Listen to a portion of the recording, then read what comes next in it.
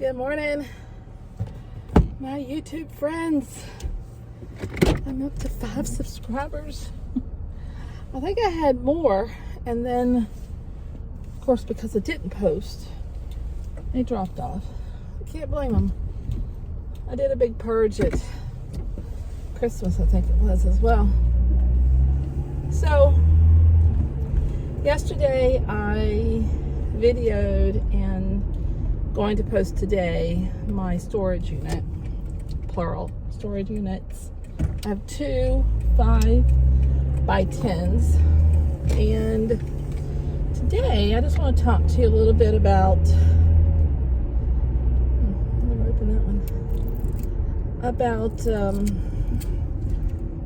last month I did $2,500, and that is huge for me.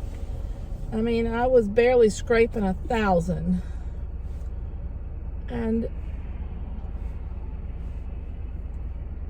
last month I watched Chris over at Daily Refinement a lot more. I had found Chris when I first started, and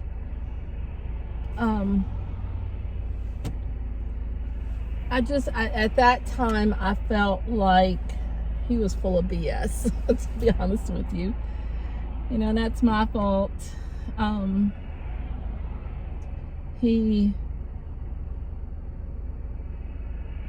did not like, it seemed to me he was just like, you've got to be selling one thing only, and that's it. If you're doing anything other than that, you cannot succeed at this business. And I was like, that's BS, because I watch plenty of people who are very successful at this business because they're doing very well. I mean, Harry Tornado was sharing still, well, before he shared his information a lot more than what he does now. I think Haley is very uncomfortable with that, possibly because of friends and family, but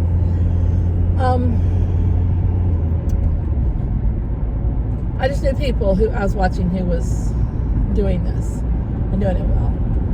Selling multiple items, not just one specific thing. And so I just really, honestly, I lost credibility with Chris right there, and I unfollowed him. Somehow he got back into my rotation, and of course, I can't see because I'm past 50, and once you pass 50, your vision goes downhill. Even more so when you turn 40. But I really couldn't tell on my TV that it was Daily Refinement's video with the titles that he had, so he didn't put pictures with the stuff. So I clicked on them, and of course I got into that rotation. More videos you watch of someone's, the more they pop up. So I started listening to him a little bit, and some of what he was saying was I was okay with. Now that I had, gotten older, a year older, but I really like the dialogue between him and Tech and Sports. Their little podcast that they do, and they show that. I had that on YouTube, which I think is awesome. So I started following him a little bit more. And the one thing that I had learned through this last year, and he was re-emphasizing, was consistency. And so I started doing I think it was January, around the 1st of January, I started consistently listing 6 new items,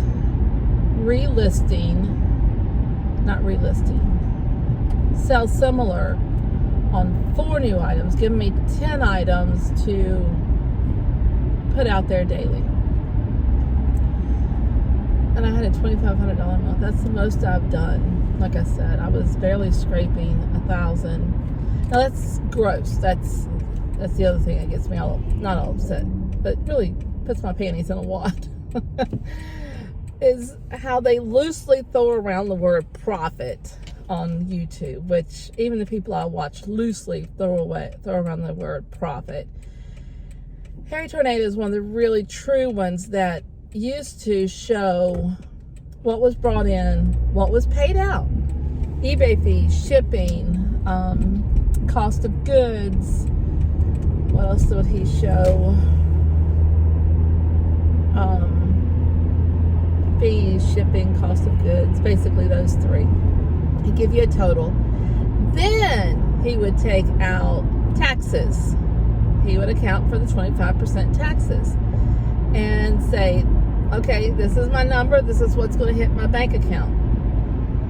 I really appreciate that viewpoint because, I mean, let's face it, you can sell something for $1,000, or let's be more realistic. You can sell something for $50. It costs you $40. And then you got to pay the fees and everything after that, and you're in a negative. I mean, it's just, it's kind of like selling a house. You can ask any price you want for your house. Doesn't mean you're going to get it. So I really appreciated Josh showing all of that information, and not just throwing numbers or the word profit out there. That's really what concerned me, was how many people were getting sucked into this, thinking, oh man, I go to the thrift store, buy a pair of jeans for $5, I can sell them for $40, and make, let's see, sell them for 40 minus 20%, make $32. No, not quite. Not quite, because that's what a lot of people are showing as their profit. They're not taking out their cost of goods. They're not taking out their taxes, and that's huge. That is huge. Like I said, you buy something for $100, you sell something for $100, but you're paying $80 for it. $20 is not your profit. No, not by a long shot. Not by a long shot. So anyway, Tech and Sports and Chris really honed down on a lot of that stuff, on what you've got to do, how much you have to sell in order to make what your goals are. And that was another key for me, is he started talking about goals. And I am a goal-oriented person. So I started listening to him. I started doing the 10 a day. And I think that's what got me to my 1,200. Now, the thing is consistency. Consistency. I have not been consistent. When I left to go to my dad's, I knew I was leaving to go. I knew I would be gone for at least 3 days. I ended up being there all week. But there's one thing Chris talks about, is having a draft bank. And I don't have a draft bank. I just don't have it. A lot of times I don't have it because I don't have the merchandise. And that's something that none of them talk about, is the money it takes to have that merchandise. And once you have the merchandise, you got to have the time to photo, research, edit your photos, post, do your draft bank. It is a lot. It's a lot. And when you're not working at the business 8 hours a day, I mean, yesterday it was my day off. I put in probably 6 or 7 hours, and I still have no draft bank. I have nothing to post this morning, because I was just chasing my tail because I was gone for so long. And I've got to come up with a system for that. That's the other big thing, is goals and systems. You got to have the systems. So I'm going to leave it there because I am already late for work. And we'll talk next about systems and goals. So that'll be the next video that comes out. I hope y'all have a great day and enjoy it. Bye-bye.